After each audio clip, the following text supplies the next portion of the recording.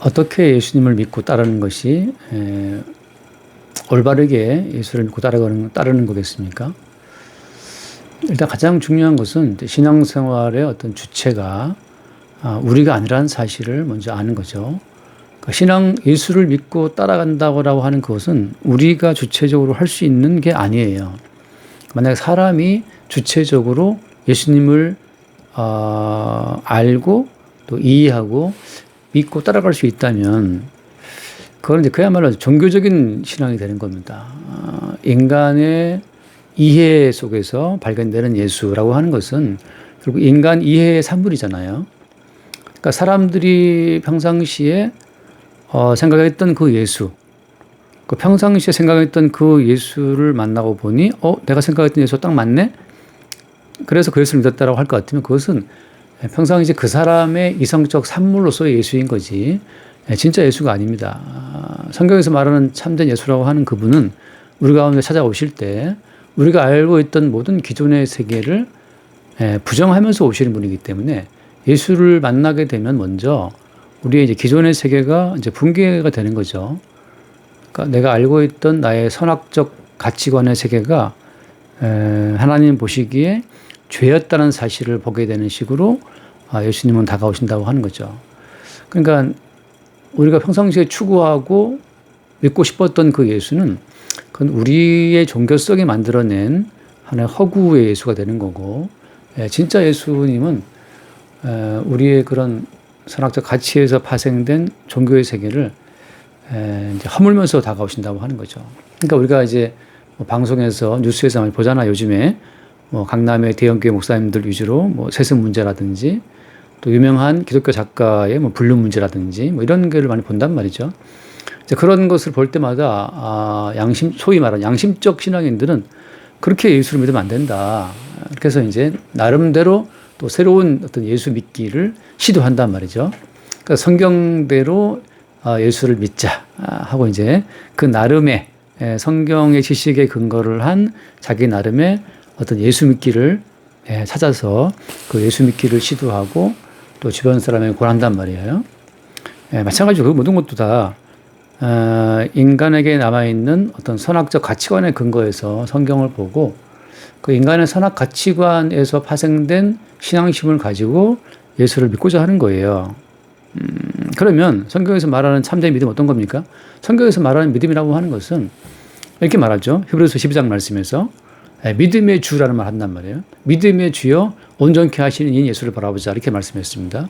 믿음의 주라고 할 때 그 믿음의 주라고 하는 그 말이 믿음의 어떤 주체, 우리 안에 믿음을 심으시고 우리 안에 그 믿음을 자라게 하시는 주체가 그분의 주님이라고 하는 거죠. 그래서 믿음의 주여 온전케 하시는 이인 예수를 바라보자 하는데 그 예수님께서 우리 안에 오셔서 믿음을 시작하시는 거예요. 내가 현실의 문제를 보고 내가 생각하는 예수를 내가 믿는 것이 아니고 그 예수님이 우리 가운데 오셔서 우리 속에서 예수님이 참된 믿음을 창조하시고 참된 믿음을 시작하시고 완성하신다고 하는 거죠. 그러니까 내가 생각하는 내 믿음의 세계를 갖고 나가는 게 그게 신앙생활이 아니라 믿음의 주인이신 주님이 우리 안에 오셔서 주께서 원하시는 주님의 믿음의 세계를 만들어 가신다는 사실을 우리는 믿는 거죠. 그러면 그것이 내가 만든 믿음인지 아니면 예수님께서 우리 안에 오셔서 만드신 믿음인지 어떻게 알 수 있겠습니까? 예수께서 우리 안에 오셔서 창조하시는 그 믿음은 우리가 생각하는 모든 믿음의 세계를 부정하고 깨뜨리는 식으로 드러나는 거예요. 그 단적으로 말하면 이제 사도 바울은 그런 말을 한단 말이에요. 사도 바울은 말하기를 나는 날마다 죽노라 그런 말을 해요. 난 날마다 죽노라. 왜냐하면 사도 바울도 그냥 인간이기 때문에 타락한 존재이기 때문에 항상 자기 나름의 신앙의 세계를 구상하고 그리고 자기가 추구하는 그 신앙 세계를 이루기 위해서 달려간단 말이죠. 그렇게 이제 항상 본인이 생각하는 본인의 믿음 세계가 그 찾아오시는 주님에 의해서 부정당하는 사건 속에서 나오는 고백이 뭐냐면 나는 날마다 죽노라 하는 고백이에요. 그러니까 우리는 항상 선악과를 먹은 존재이기 때문에 우리 나름의 선악가치에 근거한 믿음을 자꾸 상상해내요. 그래서 이렇게 믿는 것이 바른 믿음일 거라고 하는데 오히려 어때요? 믿음의 주체이신 주님이 우리 안에 오셔서 그렇게 생성된 우리의 믿음을 부정하고 주께서 우리 안에 새로운 믿음을 발생을 시킨다고 하는 거죠. 어떤 식으로 하는 거냐 하면 이런 겁니다. 우리는 어떤 취미생활처럼 선악 가치에 근거한 신앙세계를 구상하고 그걸 할 수가 있어요. 할 수가 있는데 사실은 광야에서 예수님이 마귀를 만나듯이 마귀가 우리의 삶에 부딪히게 되면 항상 마귀는 그 세 가지 시험 있잖아요. 세 가지 시험. 떡 만들어 먹는 문제, 능력의 문제, 권세의 문제. 그런 문제로 우리를 치게 되면 취미처럼 했었던 우리의 모든 신앙생활 자체는 다 깨져버리는 겁니다. 그래서 예를 들어서 베드로는 예수님을 위해서 목숨 바치겠다고 했잖아요. 그러니까 주를 위해서 목숨 바치겠다라고 하는 그 베드로의 고백은 베드로가 만들어낸 베드로의 양심이 빚어낸 베드로의 신앙이에요. 다른 사람은 다 버릴지라도 나는 예수를 따르겠습니다라고 말하는 그 베드로의 고백이 그게 주께서 베드로 속에 오셔서 만들어낸 주의 믿음이 아니고 베드로의 양심이 베드로의 어떤 그 개인적인 신앙의 가치관이 만들어낸 베드로의 믿음이라고 하는 거죠. 근데 그 베드로의 믿음은 어때요? 계집종 앞에서 3번 부인함으로써 예수를 부인함으로써 이게 이제 파괴돼 버리거든요. 근데 그 베드로가 계집종 앞에서 예수를 3번 부인하는 그 베드로의 믿음이 무너지는 그 무너짐 자체가 이미 주께서 예언하신 말씀대로 이루어진 거란 말이에요. 그러니까 우리가 만들어낸 우리의 모든 사적인 믿음, 개인적인 믿음은 늘 어떤 특별한 사건 속에서, 특별한 상황 속에서 이게 부인되는 겁니다. 우리가 예수를 안다? 우리가 아는 그 예수는 엉터리라고 하는 것이 삶의 현장에서 깨져나가는 거예요. 삶의 현장에서, 일상 현장 가운데에서 과연 내가 예수를 믿기는 하나?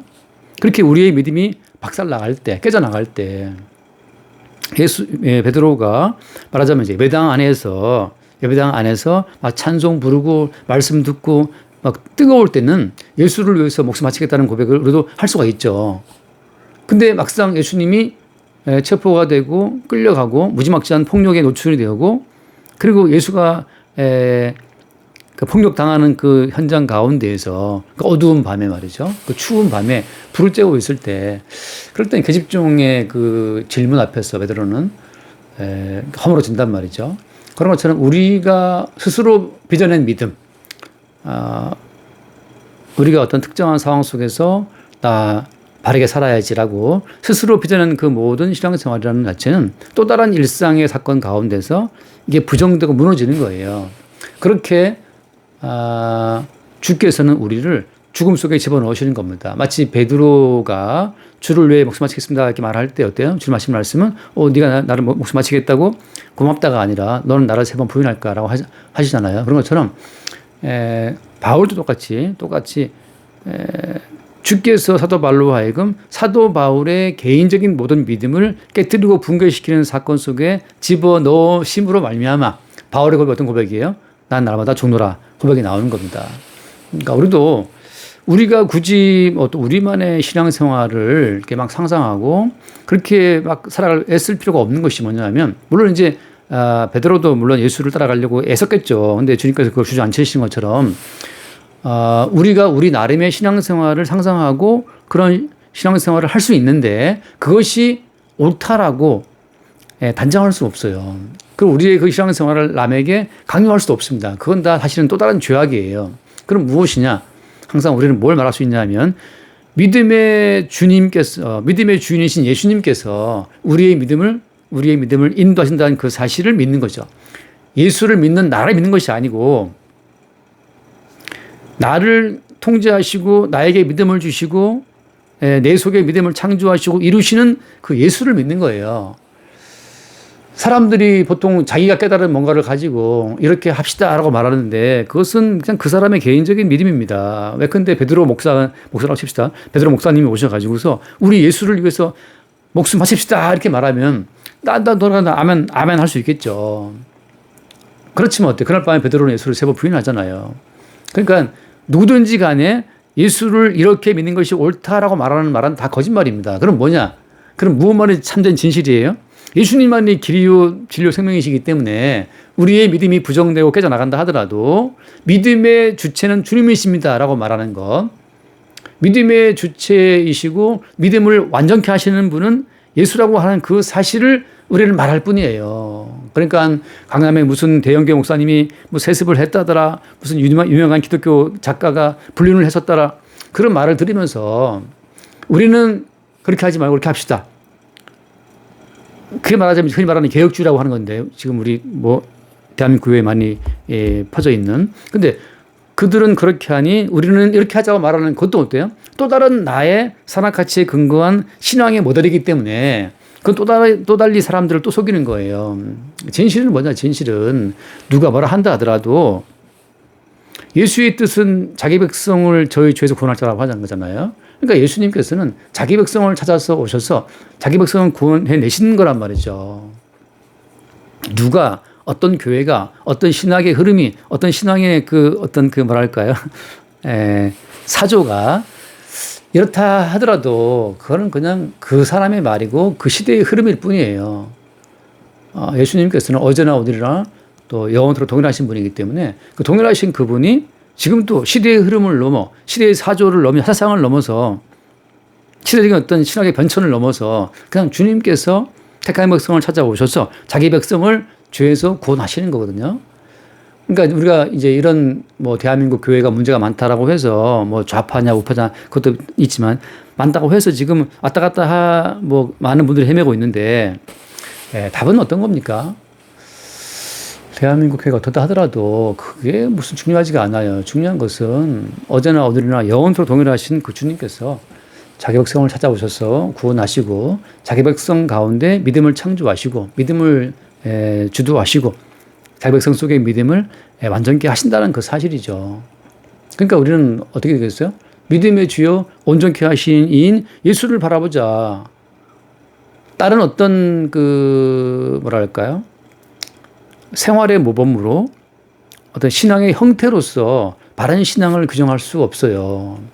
왜냐하면 만약 예를 들어서 이렇게 하는 것이 바른 신앙입니다 하고 그 신앙 모범을 줘버리면 그럼 그 신앙 모범이 또 다른 율법이 되고 율법을 지킨 사람들은 어때요? 그 신앙 모범이라는 법을 따라 살았기 때문에 자기의 믿음이 구원받기 합당한 믿음이라고 자부하게 되잖아요. 그건 자기가 만든 믿음이란 말이죠. 바리새인들처럼 자기가 말씀을 읽고 듣고 지킴으로써 자기의 구원을 이루었다고 스스로 생각하고 있는데 그들이 예수를 죽였단 말이죠. 그러니까 이렇게 하는 것이 바른 신앙생활의 모범이다 이렇게 제시할 수가 없는 거예요. 항상 그것은 늘 믿음의 주요 온전케 하시는 이인 예수에서 부정되고 부인됨으로 말미암아서 오히려 주님께서 역사하시는 근거가 될 뿐입니다. 그러니까 우리가 오늘날 뭐 교회의 흐름, 한국 교회의 흐름을 보고 세계 교회의 흐름을 보면서 이런저런 또 다른 어떤 해법을 제시하는 많은 말들이 있지만 중요한 건 어떤 거예요? 믿음의 주체이신 주님께서 자기 백성의 모든 길을 인도하신다는 그 사실. 그 십자가의 길이죠. 자기를 부인하고 자기 십자가를 지고 따라오는 그 길로 인도한다는 그 사실, 그 예수를 믿는 그것만이 뭐 바른 신앙의 해법이라고 할 수 있습니다. 일단 간단하게 말씀드립니다.